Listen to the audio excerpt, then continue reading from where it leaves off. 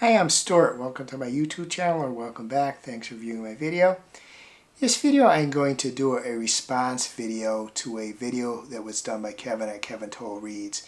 He did a video that he called the BookTube Effect, and he raised some interesting points and drew some conclusions of what he wants to do.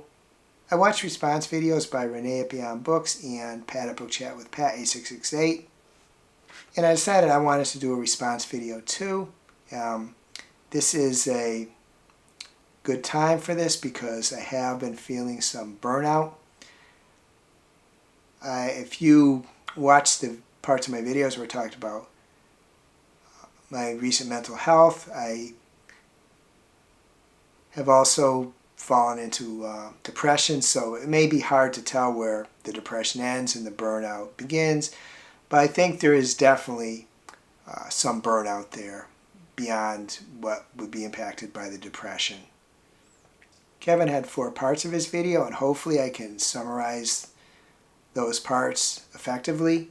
I suggest you watch his video. It's a good one, and watch Reney's and Pat's too, especially if you're a creator. It wouldn't have to be necessarily fully a book to a read, and you could probably extrapolate this to other areas of BookTube. Part 1. Watching lots of BookTube videos, seeing lots of new releases, book hauls, BookTube events, experiencing FOMO, fear of missing out, feeling the need to keep up. There's no question that since I started watching BookTuber videos, which is probably coming on 4 years ago now, way before I started publishing my own videos, definitely get exposed to a lot of books, way more than I did before. BookTube events is one thing that when I started posting videos, I try to take part in several events, and mostly I didn't do that well. It was difficult for me to accomplish the requirements. Now, some of them, a lot of these events are pretty open-ended. You don't necessarily have to do everything that the creators of the event suggest, of course. But early on, I was trying to do that and falling short. So that was something I really felt a need to keep up with early on, and when I started publishing my own videos. Not so much the need to keep up with all the books that people are talking about. It's kind of impossible to do so. So I don't feel as much pressure in that regard, and I haven't in the past either. Part 2 talks about decision fatigue and the pressure to perform. Lately, I really have been feeling pressure to do videos, and because I've been feeling a little burned out, I haven't really felt like doing the videos, and that's kind of difficult. I ultimately did decide that I gave myself a bit of a break. I was putting out around 4 videos a week for a while, and past few weeks it's been a couple, which is still pretty good. Where decision fatigue came in is that, as I said into part 1, is to initially trying to figure out what readathons to take part in. There was decision fatigue there because there was so many readathons. So I did have this decision fatigue there. Ultimately, I backed off on trying to do full readathons. If I take part, I might try to just read one book, with the exception of one readathon, which is the Spooky Scary Skeleton Halloween readathon organized by Nicole at Nicole's Bookish Nook. That one I did actually quite well on, but I do love Halloween. One area that decision fatigue comes in for me is deciding which videos to watch. my tendency on social media, and YouTube maybe isn't exactly social media comparable to like say a Facebook or Instagram, but sort of is because you can keep subscribing to a bunch of people. And I always subscribe to a lot of people to a point where I can never watch as many videos as I like. That's where decision fatigue has come in, especially the last few weeks. I really got burned out trying to watch as many videos as I wanted to, and I really backed off from that. And going forward, I have to accept that I can't watch the amount of videos I was watching.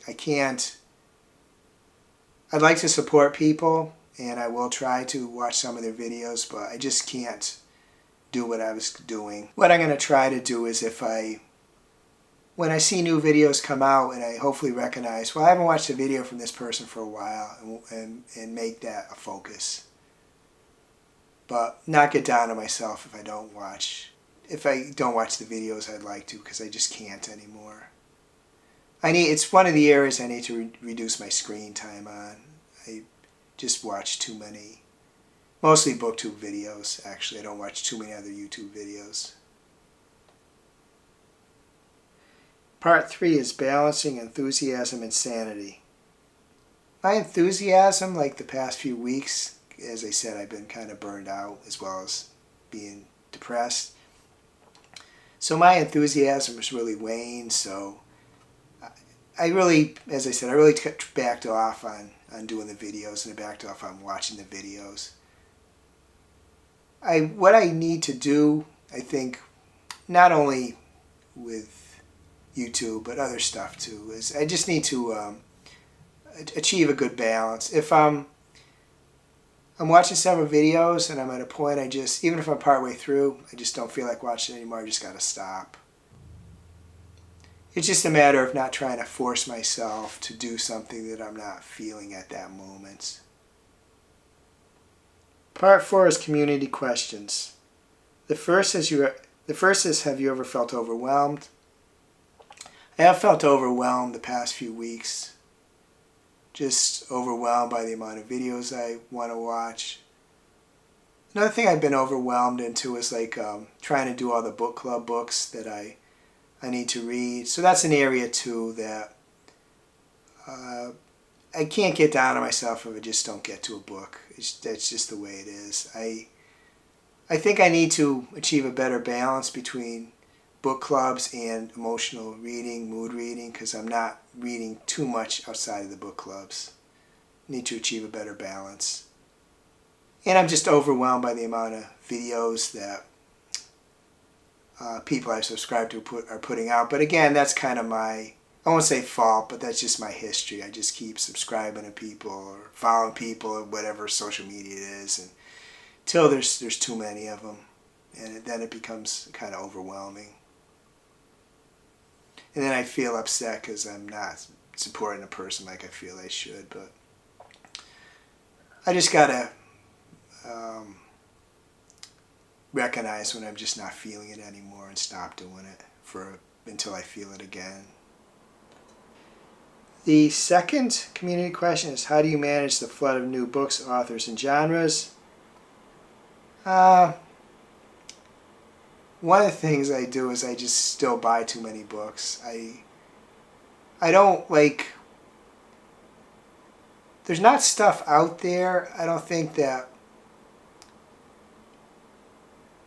there's not a decision I made not to buy something that upset me. If I feel like buying it, I do.